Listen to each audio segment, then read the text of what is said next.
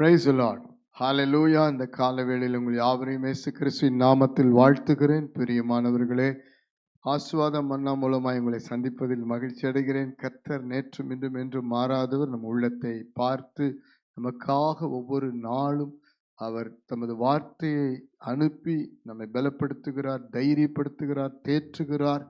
நம்மை ஒரு நாளும் அவர் கைவிடாதவராய் தமது வார்த்தையிலே நம்மை சந்திக்கிறவராய் இருக்கிறார். ஹல்லேலூயா. உங்கள் சூழ்நிலைகள் துக்கமாக இருக்கலாம், பலவீனமாக இருக்கலாம், கண்ணீரின் பாதையில் இருக்கலாம். இனி செய்வதற்கு ஒன்றும் இல்லை, இனி என்ன செய்வது என்றெல்லாம் கலங்கி இருக்கலாம். உங்களுடைய குடும்ப வாழ்க்கை கூட சில பாதிக்கப்பட்டிருக்கலாம், சம்பாத்தியங்கள் பாதிக்கப்பட்டிருக்கலாம். மனம் கலங்காதிருங்கள். கர்த்தர் உங்களை நேசிக்கிறதுனால ஒரு தீர்க்கமான வார்த்தை பேசி உங்களை ஆசீர்வதிக்கிறார். சங்கீதங்களின் புஸ்தகம் 55 சங்கீதம் 22 வாசித்து பாருங்கள். கர்த்தர் மேல் உன் பாரத்தை வைத்து விடு, அவர் உன்னை ஆதரிப்பார். நீதிமானை ஒருபோதும் தள்ளாட ஒட்டார். கர்த்தர் யார்? நம்மை ஆதரிக்கிறவர். ஹல்லேலூயா. எங்க திரும்பினாலும் இன்றைக்கு ஆதரவற்ற சூழ்நிலைகளிலே காணப்படுகிற சமுதாயத்தின் மத்தியிலே, யாருமே இல்லை என்ற ஒரு தனிமையின் சூழ்நிலை மத்தியிலே, இழந்து போனதினாலே, துக்கத்தின் வேதனையினாலே, பற்றாக்குறையினாலே, அநேக தோல்விகளினாலே இன்றைக்கு ஆதரவை தேடி போக முடியாத ஒரு சூழ்நிலையில் இருக்கிற இந்த காலகட்டத்திலே கர்த்தர் ஆதரிக்கிறவர். ஹல்லேலூயா, ஹல்லேலூயா. பாரம் நம்மை அழுத்தி கொண்டிருக்கிற சூழ்நிலை, எங்க திரும்பினாலும் குடும்பத்தின் பாரம், கடன் பிரச்சனையின் பாரம், வியாதியின் பாரம், பிள்ளைகளை குறித்த பாரம், கணவன் மனைவி குறித்த பாரம், குடும்பம் பிரிந்ததினாலே, எனக்கு ஒரு சமாதானம் இழந்ததினாலே, வேலை இல்லாததினாலே, எல்லாமே பாதியிலே நின்று போனதினாலே, எல்லா விதத்திலும் ஆவிக்குரிய வாழ்க்கையிலே சில பின்மாற்றத்தினாலே, கர்த்தரை விட்டு சற்று தூரமாய் போனதினாலே இந்த பாரம் அழுத்தி கொண்டிருக்கலாம். கவலைப்படாதிருங்கள். கர்த்தர் மேல் உங்கள் பாரத்தை வைத்து விடுங்கள். வனாந்தரத்தில் ஓடிக்கொண்டிருந்த மனுஷன் தாவீதுக்கு ஆண்டவர் மேல பாரத்தை வைக்கிற கிருபை வைத்திருந்தார். அவன் அந்த பாரத்தை தூக்கி கொண்டு வனாந்தரமாய் ஓட முடியாது. சுற்றிலும் சத்துருக்களும் நெருக்கங்களும், ஒரு விதமான ஆதரவும் ஒரு விதமான பாதுகாப்பும் இல்லாத நேரத்துல தான் கர்த்தர் மேல ஒரு பாரத்தை வைக்கிறார். அவரை தேவனிடத்தில் ஒப்பு கொடுக்கிறார். பிரியமானவர்களே, இன்றைக்கும் கர்த்தர் உங்களை சந்திக்கிறார். நீங்கள் மனம் கலங்காதிருங்கள்.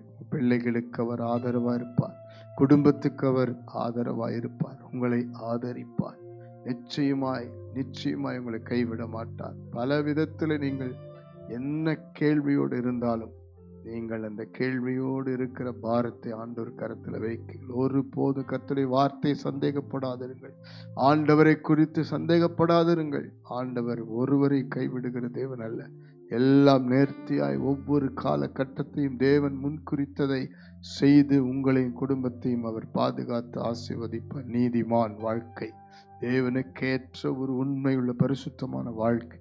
அந்த நீதிமான் ஒருபோதும் வெட்கப்பட்டு போவதில்லை.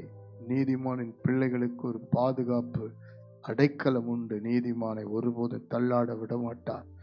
நாம் இன்றைக்கும் ஜெபிக்க போகிற உங்கள் வாழ்க்கையிலே ஆண்டவரை விட்டு தூரமாய் போன சூழ்நிலைகள் இருந்தால் ஆண்டவரிடத்தில் மனம் திரும்பி வாருங்கள்.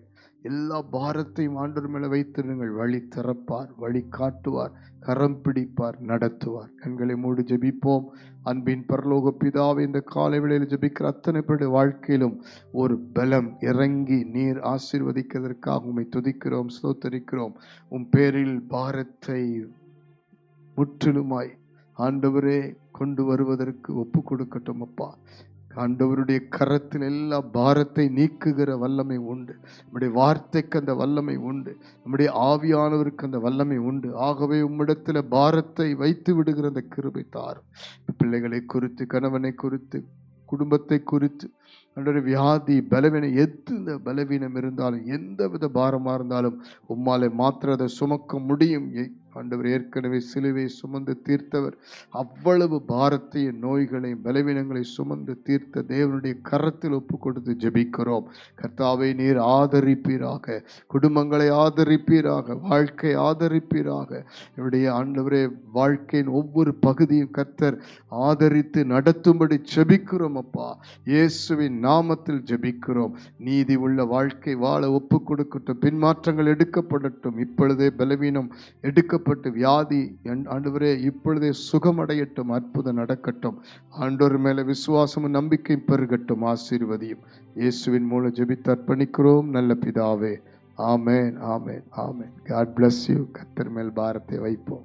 ஆதரிக்கிறவர் உயிரோடு இருக்கிறார்.